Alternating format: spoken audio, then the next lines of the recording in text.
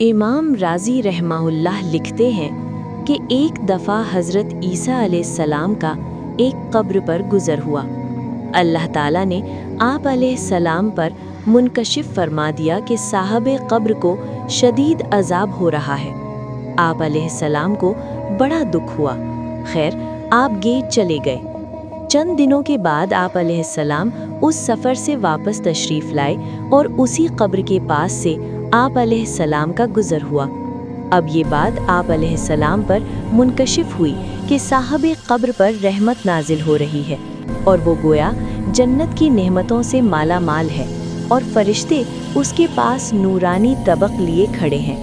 आप अलैहिस्सलाम को ताज्जुब हुआ कि चंद दिन कब्ल ये मुर्दा शदीद अजाब में मुब्तला था, अब अचानक कैसे इसकी हालत तब्दील हो गई। आप अलैहिस्सलाम ने अल्लाह ताला से अर्ज़ किया कि ए अल्लाह, ये क्या मामला है।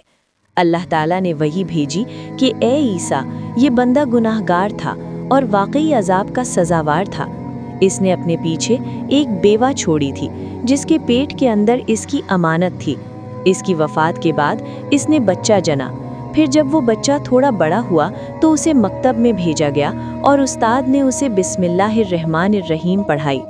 इस बच्चे के बिस्मिल्लाह पढ़ने से मुझे हया आई कि इसका बेटा ज़मीन के ऊपर मेरा नाम और मैं ज़मीन के अंदर इसके बाप को अजाब दूँ। बस इस बच्चे के बिस्मिल्लाह पढ़ने की वजह से मैंने इसके वालिद से अजाब उठा लिया और माफ़ कर दिया। तफसीर कबीर।